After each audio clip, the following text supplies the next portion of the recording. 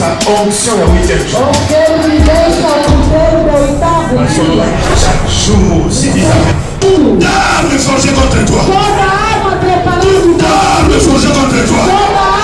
C'est-à-dire que Péri a bouté les armes.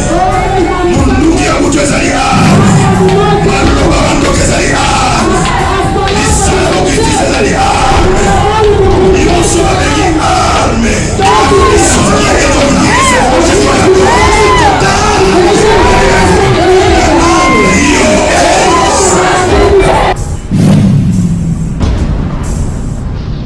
Mbote bandeko balandi na mokili mobimba na banza tokutani lisusu na émission na biso chemin de la vérité. Ngai le pasteur Pedro Makano azali na communauté Shalom, assemblée chrétienne Shalom, ezali localisé na Angola, siège na biso eza na Palanca.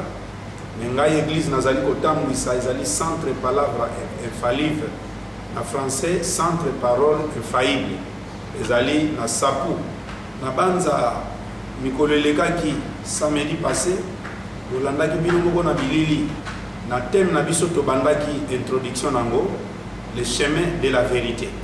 Tomekaki ko expliquer pourquoi to intitulé yango le chemin de la vérité.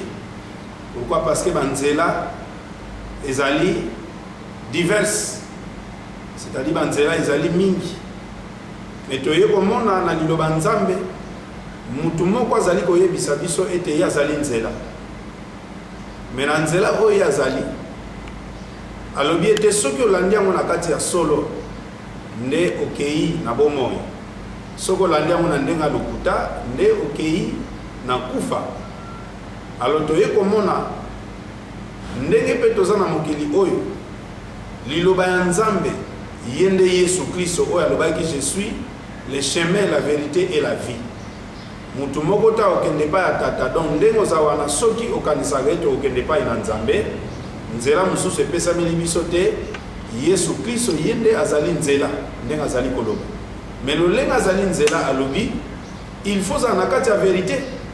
Or la vérité eza kaka soki mutu azali kotanga liloba ya nzambe pe azali kososola yango na bosolo nyonso, azali kosala volonté ya tata nde mutu aza na kati na solo.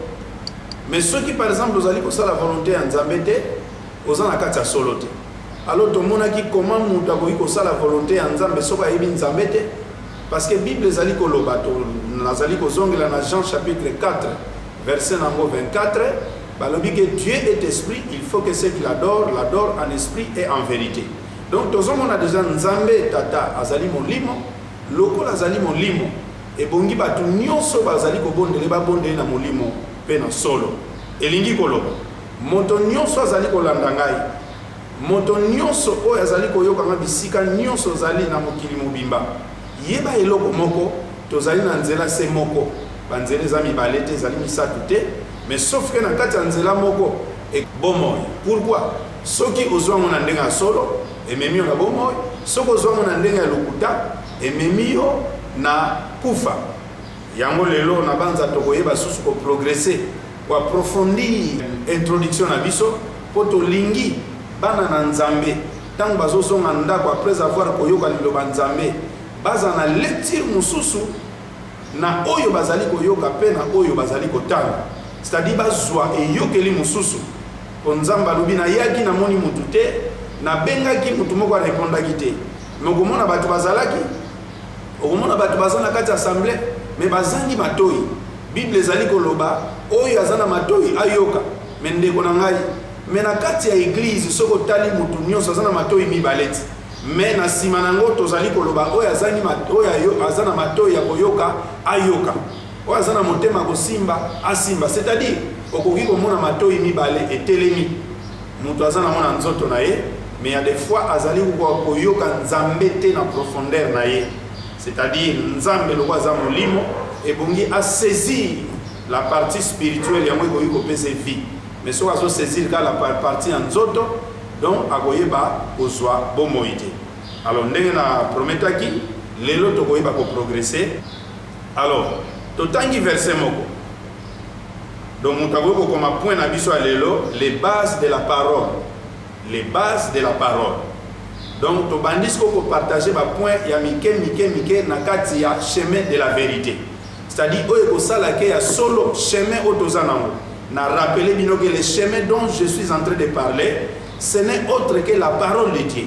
Parce que Jésus a dit, il est la parole faite chair. Donc liloba o salema nzoto, c'est-à-dire la lettre. Tozali komona ngo tozana mona kati ya Bible na biso ancien na Nouveau Testament. De Genèse à Apocalypse, Yesu Christo, yende bazali koloba. Donc la Bible que nous lisons, c'est notre livre. Oh, ezali fondé na foi na biso.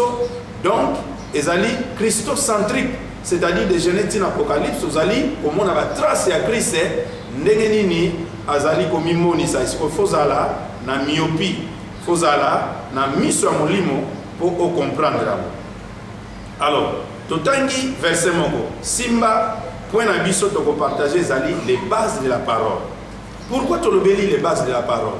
Et loko nyonso ezalaka na soubassement nango, c'est-à-dire ezalaka na support nango, c'est-à-dire ezalaka bisika o evandaka.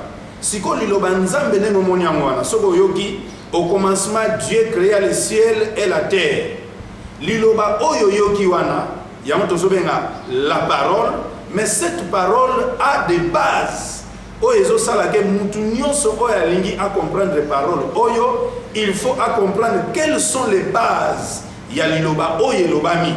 Ce qui nous doit comprendre la base de un temps akoyeba ko tepa ko zala baloter, vaciller par le vent, peut akoyeba ko comprendre te nini nzambe alingaki koloba. Mais les bases yango eko permettre bisoto simba pensament ou bien pensée yanzambe.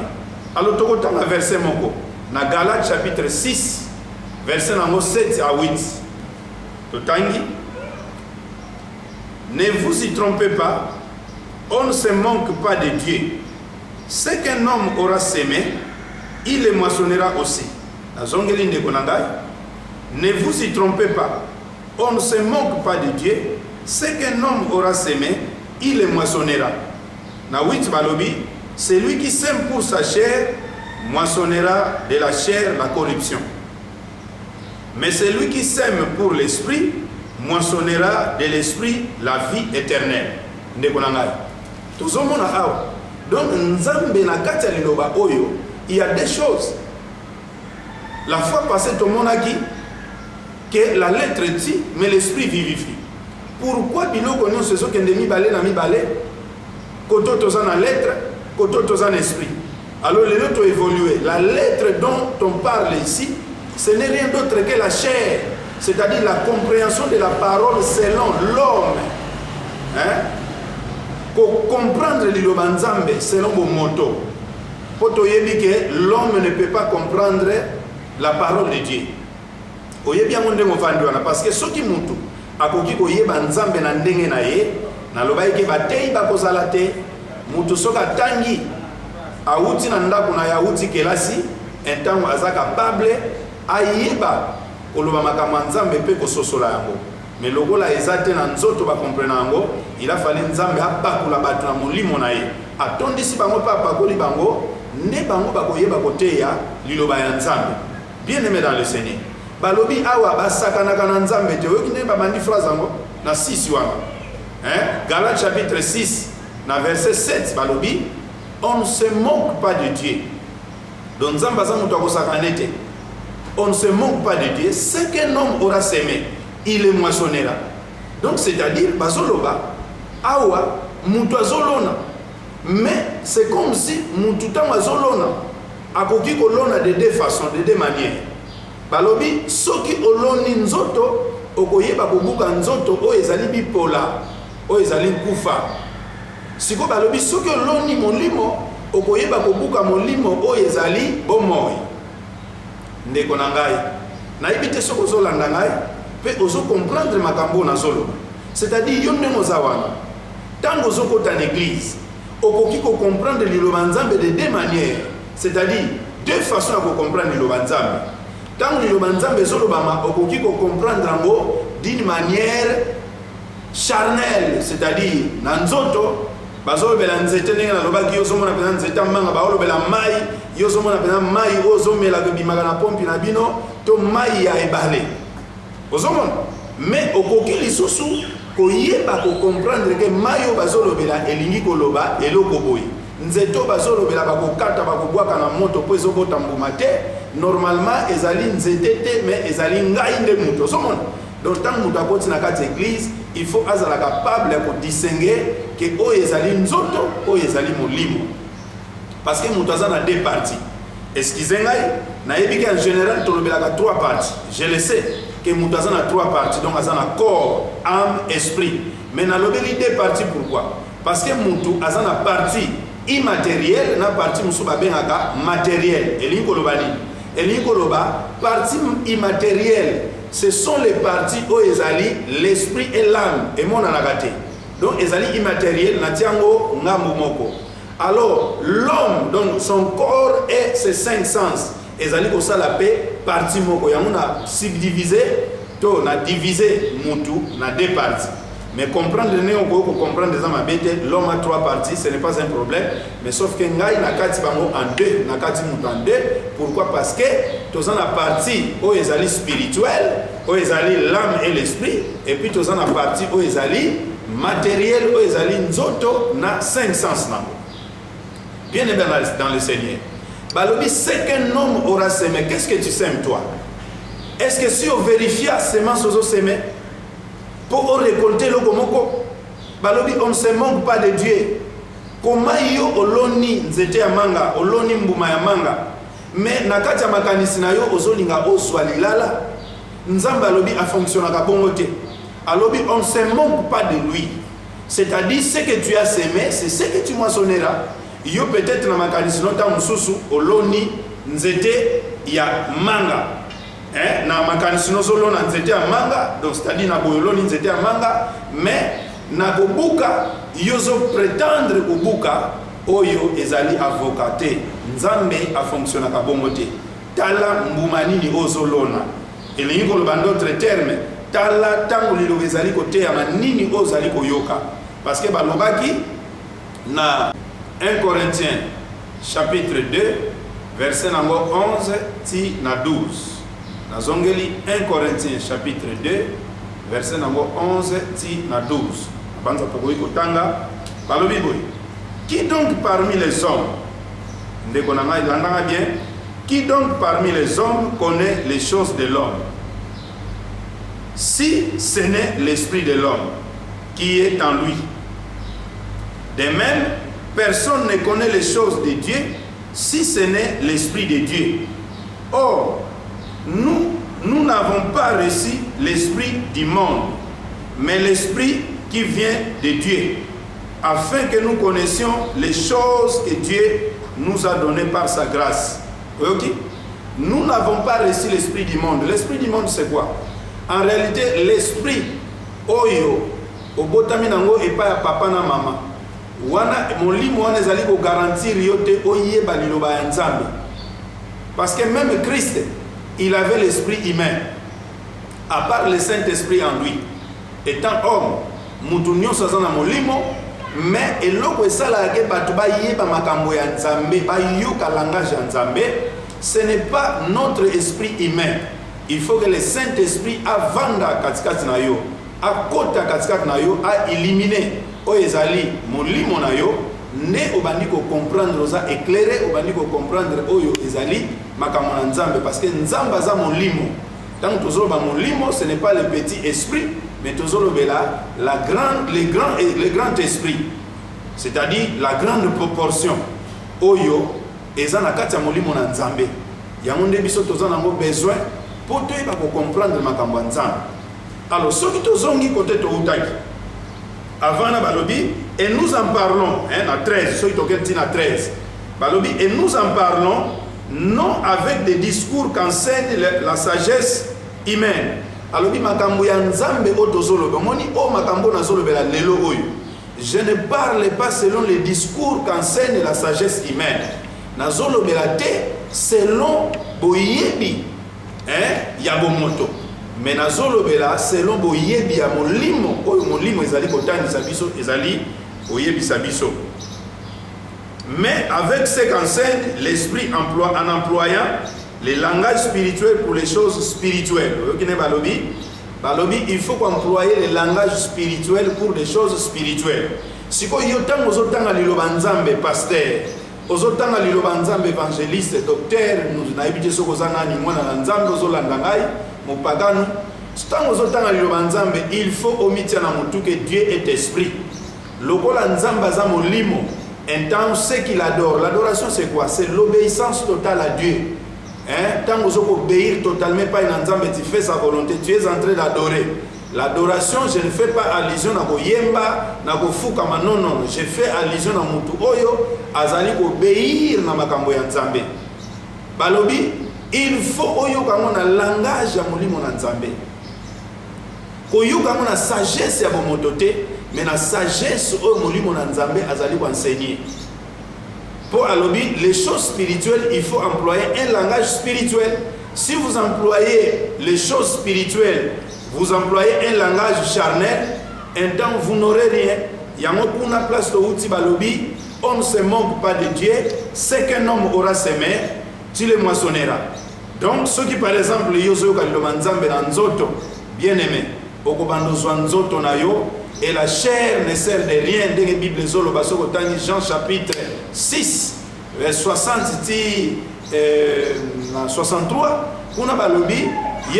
la parole que je vous ai annoncée, elle est vie et esprit. La chair ne sert de rien, mais l'esprit vivifie. La parole a deux bases. Nous avons la base spirituelle et la base charnelle. Metobanda, la base charnelle. La base charnelle, c'est quoi? Ezali ko comprendre le banzambe tango ezotangama. Yesu atamboli likolo mai. C'est un exemple on appelle si, mais ezali biblique ndeko na ngai. Yesu atamboli likolo mai. Yo sikoyo ozomona poli lo banzambe ezala vrai. Ozokanisa ke yo pe fota kola likolo ya mai ndenge Jésus atamboli likolo mai. Siko mai ni ozomona mai ya fleuve. Ozomona mai obomelaka na ndako, ozomona mai ya océan. Moni on se trompe. Or ba yebiso ke nzamba za molimo. Lokola nzamba za molimo, yondo za nzoto, yondo za charnel. Mais nzamba utaki lola po akita azwayo, a élevé niveau de spiritualité na yo po ozala lisusu charnel te ozala spirituel. Parce que si nous sommes charnels, un temps to arriver te ko comprendre lo banzambe pe to ko sepelisa nzambe te. Balobi marchons selon l'esprit et nous n'accomplirons pas les désirs de la chair. Et vous entendez ça? Donc, tout le temps, on va accomplir mais celui qui marche selon la chair, est capable de kokisa misala nyonso ya nzoto sauf ya molimo a. Pourquoi? Parce que notre Dieu est esprit. Il faut que ceux qui l'adorent en esprit et en vérité. Na lingi eloko evanda yo esimba yo.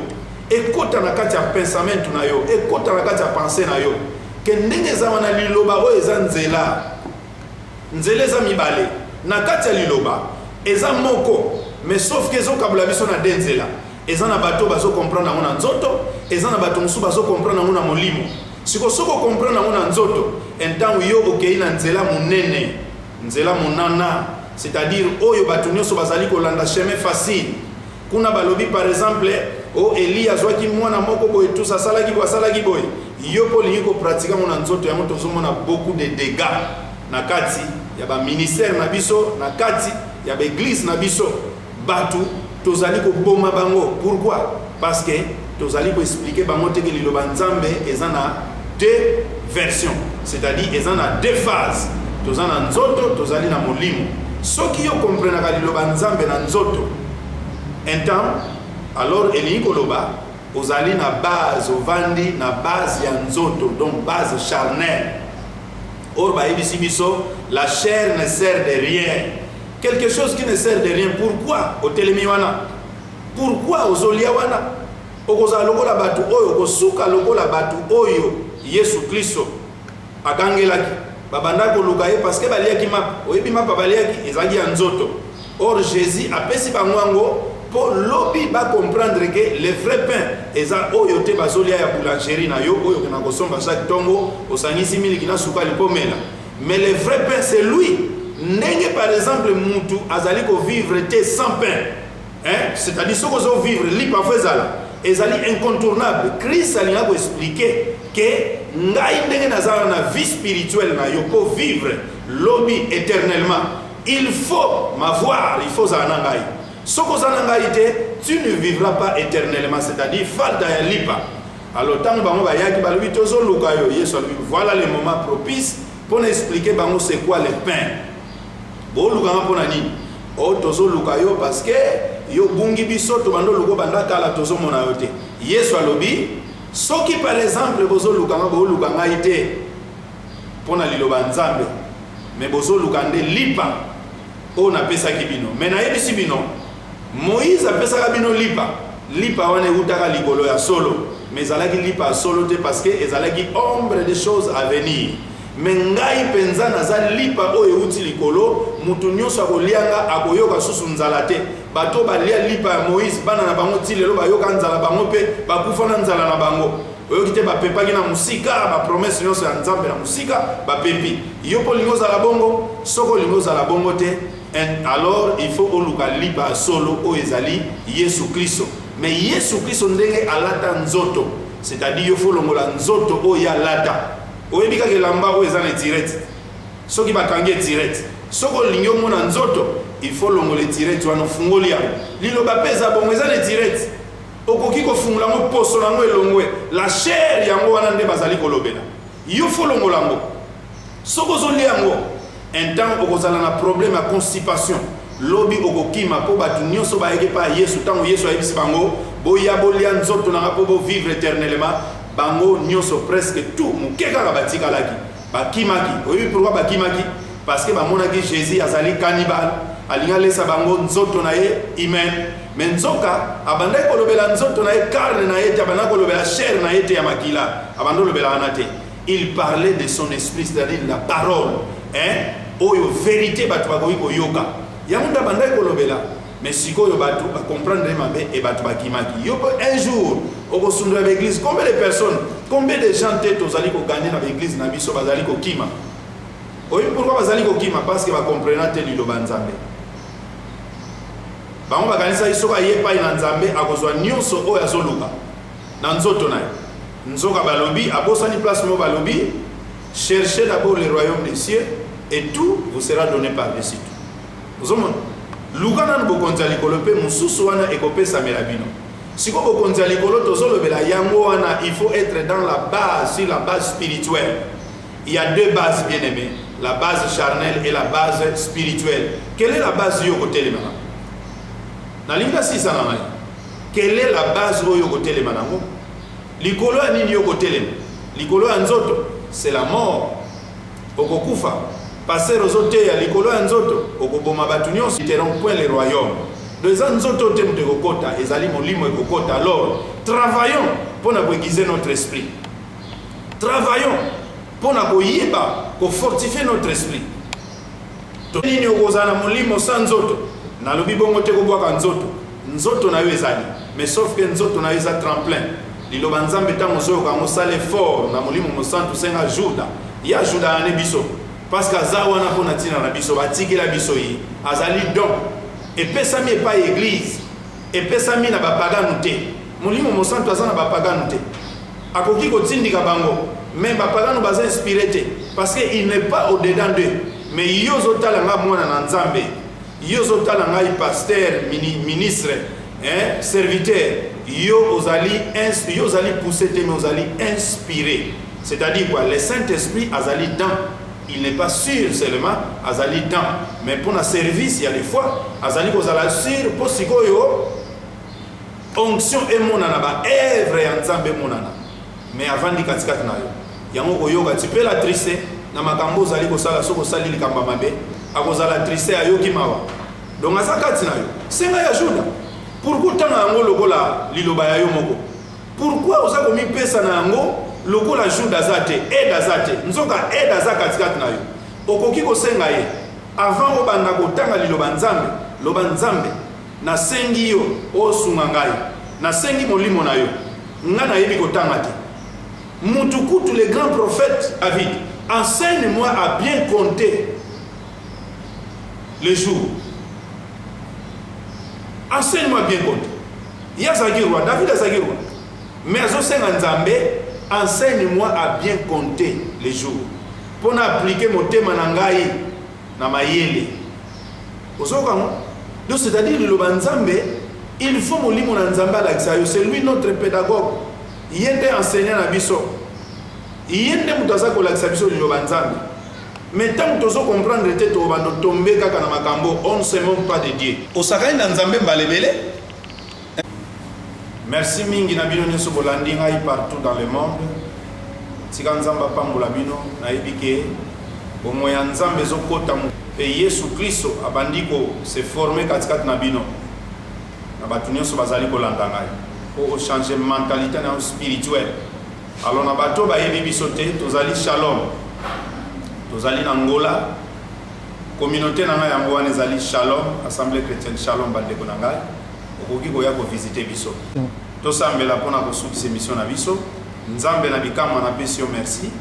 Pona liloba na yo pona exhortation oyo prépara ki lelo. Tozali ko comprendre Nzambe na bikama olingi biso mingi. Kosoki utaki lolo lataki nzoto poya ko visiter biso. Eloko la biso tozoya epai na yo kolo. Et bongi Nzambe na bikama to comprendre na molimo po to mata bisika yo zali po nzoto pe makila yo lobaki ete ekoyeba ko sangola te bo kontina Nzambe yango papa na lola to ye epai na yo na nzela émission o Nzambe na bikama koyeba ko loba na peuple de Dieu o ezali vérité ba yeba ko changer façon na bango ya koyeba ko bondela façon na bango ya koyeba ko tama liloba Nzambe pe nkolo na nguya ba arriver na conclusion moko malamu tango bazali ko tama liloba Nzambe. Kumisama, pambolama. Na ebete la parole est capable de guérir mutu nyonso za malade. Bisiko zali, soko za malade, soko zo kutungisama na milimo mabe. Cette parole est capable na kombo na Yesu Kristo. Na telemeli nyonso oyo zali ko mona na nzoto na yo, oyo monike o tata lonite za la déraciner. Benzambe na bikamwa confirmer maloba oyo ete na koyeba ko guérir batu na kombo na Yesu Kristo. Merci. Kwete Nzambe na bikama yo pakoli ngai po naiba ko annoncer évangile na yo. Sunga moto nyonso Nzambe na bikama landanga susu mikolo ezali ko ya po ete tozala solo connecté elongo na yo na kombo na Yesu Kristo to bondeli boye. Amen. Tokutani mbala sima émission na biso esuki awate ezali ko continuer. Donc kino Yesu agoya certainement to bando sala kaka boye.